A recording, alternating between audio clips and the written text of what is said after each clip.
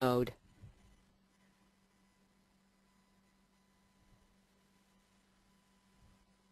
Great morning, sales teams, and welcome to your online sales manager. My name's Emma Monroe and I'm the creator of YOSM.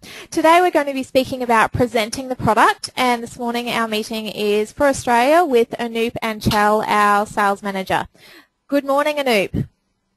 Good morning, Emma. How are you this morning? I'm great.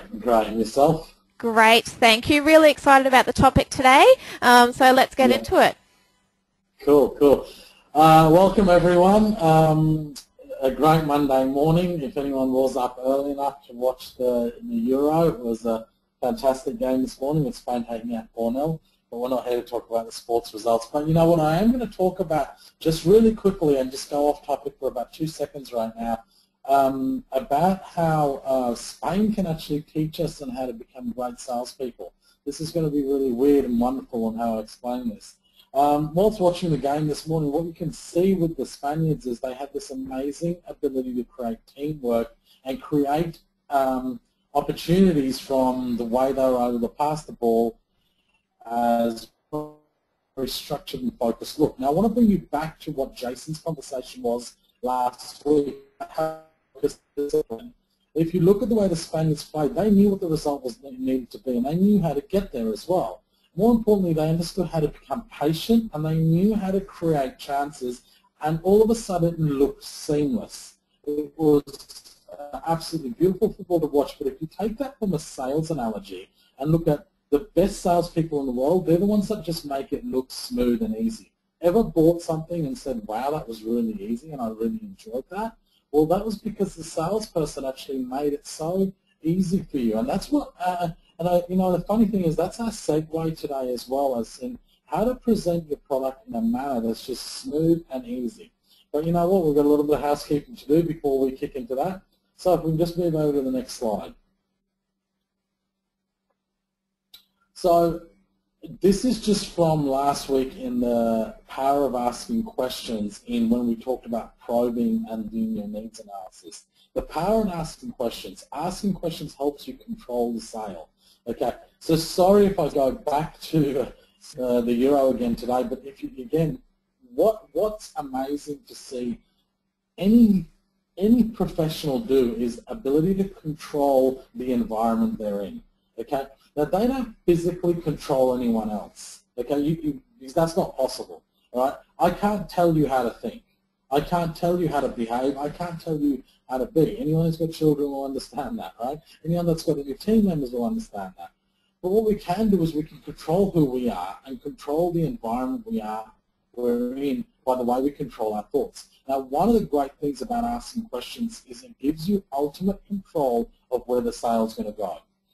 So what this means is when you have control of the sale, you can take the prospect, the client, the friend, whatever you want to call them, on a journey to where you want to go. Okay, so we've got a question in today as well on an objection from Stephanie, who's asked about resistance to change, and I'm going to answer that through this process today as well on clients to change when they have a resistance to change. Okay, and one of the 4 things that come out is the ability to ask questions to gain and understand where the client and prospect is at any time. Now, I know we've already spoken about this last week, and why am I talking about this again? Because in part of your presentation, it's going to be the same thing. You're still going to be asking questions throughout your presentation as well.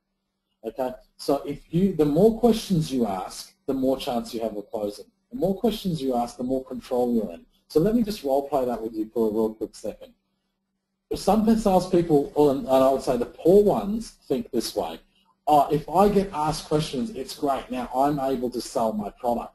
You see, when you're being asked questions, what ends up happening is that the person who you're talking to is controlling the sale. You're not. Okay? And the way it works is they'll say, so how does this work? What's this blue button here for? What's the red button do? You know, what happens if this happens? What happens? See, you're being bombarded with questions and you're consistently on the back foot. Okay? And when you're playing on the back foot, what you're doing is you're playing a defensive game rather than an offensive game, and you're not controlling the sale at all. Whereas if you're asking the questions, you're actually getting a better understanding and knowledge of where the customer is at.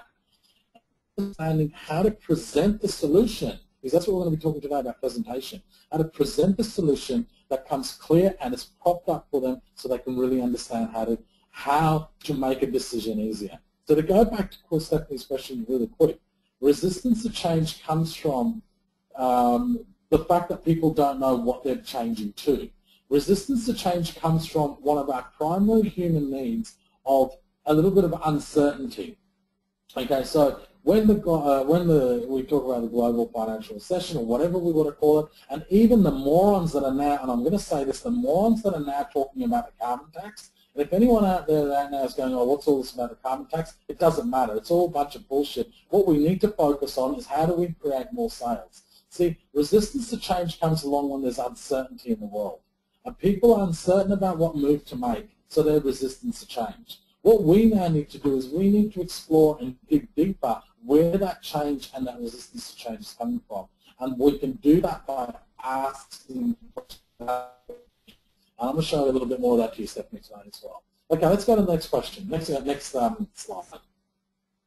So the score.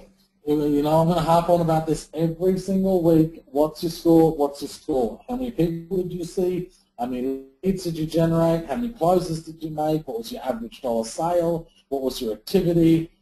You know, you should have a score system by now. And you know what? I'm probably going to do a session soon on score and make it work effectively.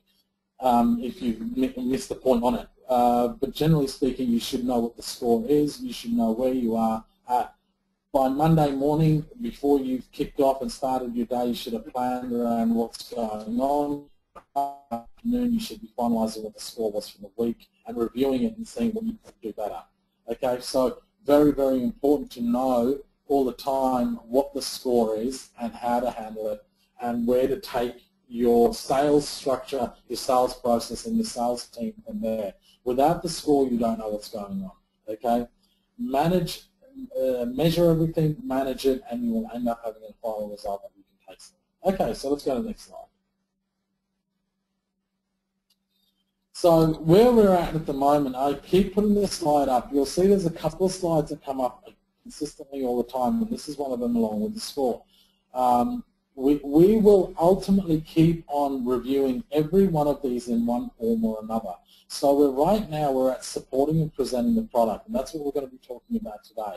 So again, if we follow the system of prospecting and we've done a great opening, we've probed and had a great needs analysis and have asked great questions, we're now at the stage of prospecting, now at the stage of supporting and presenting the product.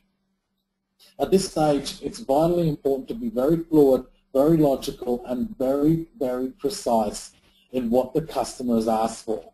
No point in presenting a product that the customer is not looking for. Well, it's like saying, oh, you know, I'm looking to buy a car, and you go, here's 5 of them with 4 wheels and 4 doors. That doesn't mean anything, all right? The person doesn't get it until you present it to what you've done with the needs analysis. Very, very important to follow the system through. Don't follow it through, you will lose sales. My job with you guys is to give you a high percentage close. We're not going to close everything. I've already told you that. But what we will do is give you a high percentage close if you follow the system. It's tried and proven, and it's done with the world's best. So it's not like it's just something that we've made up overnight. Okay, so let's go to the next slide. All right, so this week we'll look at presenting or supporting a product or service. Now, when we say about presenting or supporting, what we're ultimately doing is we're actually now setting it up for the customer to easily buy. We, at this stage, we potentially want to have objections, and like the one Stephanie said, is, you know, they've got a resistance to change. Now, in Stephanie's case, this is what we call a subconscious objection, where people will say to you, oh, you know, I'm happy where I'm at, I don't want to change at the moment, okay?